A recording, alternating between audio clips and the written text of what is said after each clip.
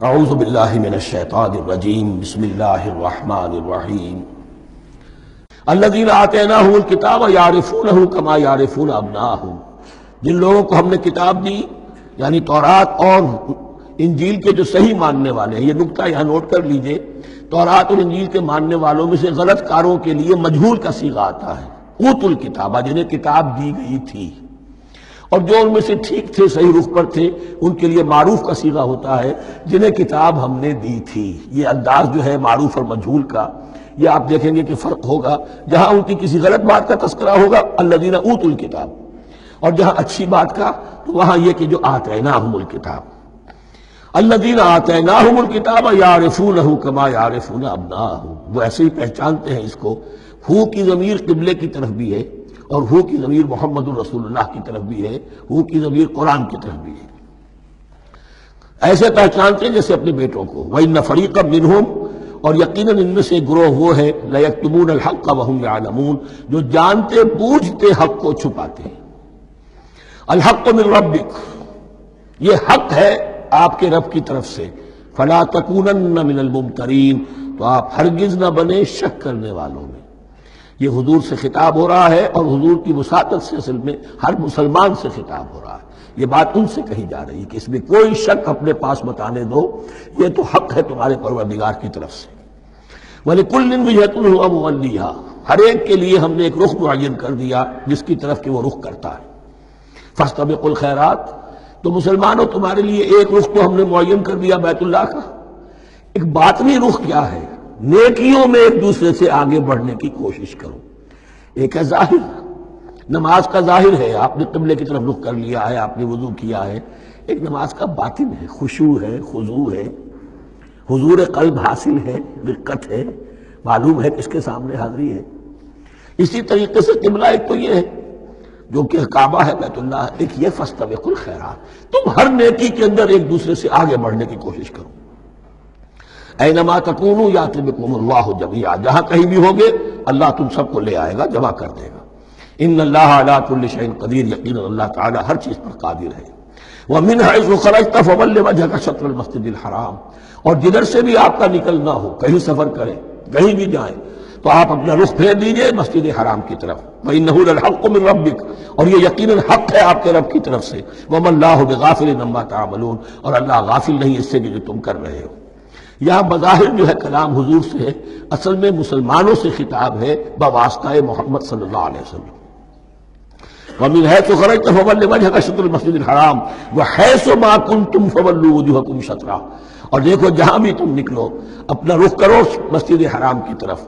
امریکہ میں جاؤ تب بھی رخ ہوگا مسجد حرام کی طرف، روس میں جاؤ رخ تمہارا ہوگا مسجد حرام کی طرف۔ وَحَيْثُ مَا كُنْتُمْ، اور اے مسلمانوں جہاں کہیں بھی تم ہو، فَوَلُّوا وُجُوهَكُمْ شَطْرَهُ، تو اپنے چہروں کو پھیر دو اسی کے رخ پر۔ لِأَلَّا يَكُونَ لِلنَّاسِ عَلَيْكُمْ حُجَّةٌ، تاکہ نہ رہے لوگوں کے پاس تمہارے خلاف کوئی دلیل۔ اب اس بات کو سمجھ لیجئے کہ چونکہ تورات میں لکھا ہوا تھا کہ نبی آخر الزمان کا قبلہ کعبہ ہوگا، اگر حضور یہ قبلہ اختیار نہ کرتے تو علماء یہود حجت قائم کرتے مسلمانوں پر کہ دیکھو تورات میں تو یہ لکھا ہے اور انہوں نے وہ اختیار نہیں کیا۔ تو یہ گویا کہ ان کے اوپر اتمام حجت بھی ہو رہا ہے اور قطع عذر بھی ہو رہا ہے، ان کی حجت کی جڑ بھی کٹ رہی ہے۔ الا الذین ظلموا منہم، سوائے ان میں سے ان کے جو ظالم ہیں، اعتراض کرنے کے لیے لاکھ انہوں نے پھر بھی ہیلے بہانے بنائی لینے ہیں۔ فلا تخشوہم، تو اے مسلمانوں ان سے نہ ڈرو، واخشونی، مجھ سے ڈرو۔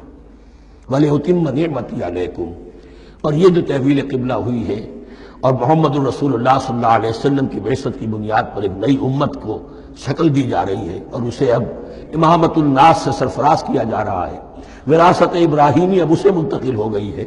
یہ اس لیے ہے وَلِأُتِمَّ نِعْمَتِي عَلَيْكُمْ، اپنی نعمت میں تم پر اس کا اتمام فرما دوں، مکمل کر دوں، وَلَعَلَّكُمْ تَهْتَدُونَ، اور تاکہ تم ہدایت یافتہ بن جاؤ۔ کما ارسلنا فیکم رسولا، جیسے کہ ہم نے بھیج دیا ہے تم میں ایک رسول۔ اب یہ دعا ابراہیم و اسماعیل یاد کر لیجئے، ربنا وبعث فیہم رسولا منہم یتلو علیہم آیاتک ویعلمہم الکتاب والحکمت ویزکیہم۔ اب گویا کہ وہاں تو دعا تھی، اور یہ 3000 سال کے بعد اس دعا کا ظہور ہو رہا ہے بعثت محمدی کی شکل میں۔ کما، کما ارسلنا فیکم رسولا منکم، جیسے کہ ہم نے بھیج دیا ہے تم میں رسول اپنا تم ہی میں سے، یتلو علیکم آیاتنا، وہ تلاوت کرتا ہے تم پر ہماری آیات، ویزکیکم، تمہیں پاک کرتا ہے، تزکیہ کرتا ہے تمہارا، ویعلمکم الکتاب والحکمہ، اور تمہیں تعلیم دیتا ہے کتاب و حکمت کی، ویعلمکم ما لم تکونوا تعلمون، اور تمہیں تعلیم دے رہا ہے ان چیزوں کی جو تمہیں معلوم نہیں تھی۔ یہاں ایک نکتہ بڑا اہم ہے، حضرت ابراہیم اور اسماعیل کی دعا میں جو ترتیب تھی یہاں اللہ نے اس کو بدل دیا ہے۔ وہاں کیا تھا؟ تلاوت آیات، تعلیم کتاب و حکمت، پھر تزکیہ۔ یہاں کیا ہے؟ تلاوت آیات، پھر تزکیہ، پھر تعلیم کتاب و حکمت۔ اب ظاہر بات ہے کہ حضرت ابراہیم حضرت اسماعیل نے جو بات کہی وہ بھی غلط تو نہیں ہو سکتی، لیکن ہم یہ کہہ سکتے ہیں کہ اس کی امپرووڈ فارم یہ ہے جو اللہ تعالیٰ کی طرف سے دی گئی، اس لیے کہ تزکیہ مقدم ہے۔ اگر نیت صحیح نہیں ہے تو تعلیم کتاب و حکمت مفید نہیں ہوگی بلکہ گمراہی میں اضافہ ہوگا۔ نیت کج ہے تو گمراہی بڑھتی چلی جائے گی، اور تزکیہ کا حاصل کیا ہے؟ نیت درست ہو جائے، اخلاص، نحن لہ مخلصون۔ اگر یہ نہیں ہے تو جتنا پڑھو گے، جتنے بڑے عالم ہوگے، شیطان بھی بن سکتے ہو۔ بڑے بڑے فتنے عالموں نے اٹھائے ہیں۔ یہ جو دین اکبری تھا یا دین الہی تھا، اکبر کے تو باپ دادا کو کبھی خیال نہیں آ سکتا تھا اس کا۔ یہ پٹی پڑھانے والے کون تھے؟ ابو الفضل اور فیضی جیسے علماء، بہت بڑے علماء۔ اسی طرح غلام احمد قادیانی، اس کو اصل میں جو بھی پٹیاں پڑھائی ہیں وہ تو پڑھائی حکیم نور الدین نے، جو بہت بڑا عالم تھا، اہل حدیث عالم تھا۔ تو در حقیقت بہت بڑا عالم ہوگا، اگر اس کی کج ہو گئی نیت تو اتنا ہی بڑا فتنہ اٹھا دے گا۔ اس پہلو سے تزکیہ مقدم ہے، اور اس کا ثبوت یہ ہے، یہی مضمون سورہ آل عمران میں آیا، یہی مضمون پھر سورہ جمعہ میں آئے گا، وہاں بھی ترتیب یہی ہے۔ تینوں جگہ پر اللہ کی طرف سے ترتیب یہی ہے، یتلو علیکم آیاتنا ویزکیکم، تمہیں ہماری آیات پڑھ کر سنا رہا ہے اور تمہارا تزکیہ کرتا ہے، ویعلمکم الکتاب والحکمہ، اور اس تزکیے کے بعد پھر تعلیم کتاب و حکمت، ویعلمکم ما لم تکونوا تعلمون، اور تمہیں سکھا رہا ہے جو کچھ علم تمہیں حاصل نہیں تھا۔ فاذکرونی اذکرکم، بس مجھے یاد رکھو، میں تمہیں یاد رکھوں گا۔ یہ بہت بڑا میثاق ہے اور بہت بڑا وعدہ ہے، بہت بڑا وعدہ ہے۔